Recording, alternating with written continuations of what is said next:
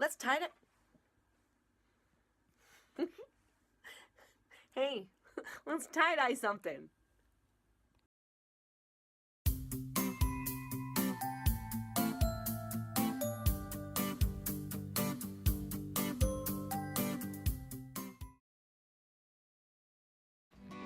Let's tie-dye a t-shirt.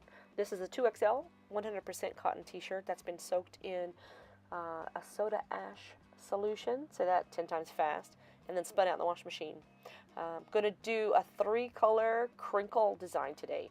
For the crinkle or the scrunchy design on the shirt, basically all you're going to do is scrunch up, crinkle up the material, walk your fingers across the material to create all of the peaks and valleys. It kind of looks like a brain to me. Get it situated just so where you are happy with the amount of folds that are in the t-shirt, and then you're going to need to secure it. I'm going to secure the design with rubber bands. When you put your rubber bands on or tie it, however you're going to, make sure that you don't let the t-shirt fold over on itself. You want it to lay as flat as possible, and you want to keep those crinkles as compact as possible. That's going to give you the really pretty design.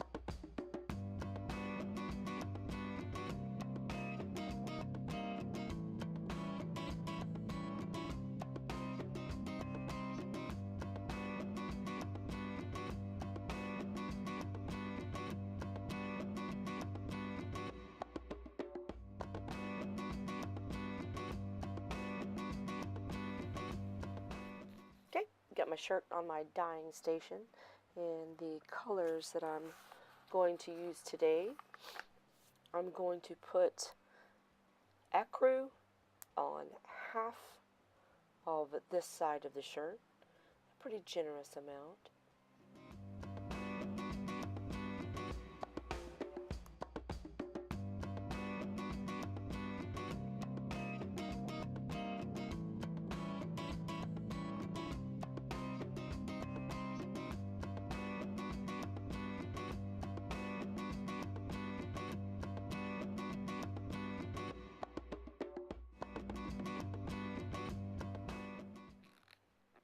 Now for the color for the other side of the shirt, I'm going to use Wasabi.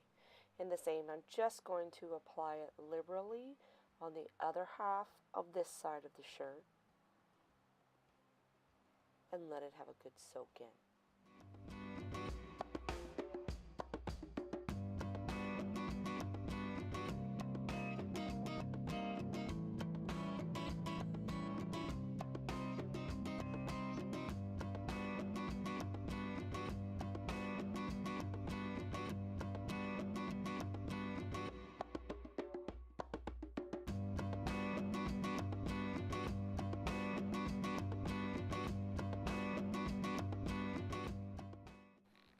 Now for the third color, my accent color, I'm going to use a really dark brown Brazil Nut.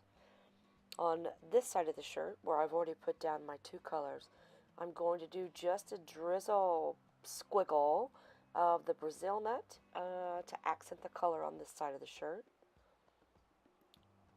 No real pattern, just throw some color down. And then I'll give this side of the shirt a pretty good soak in of this dark Brazil Nut brown color.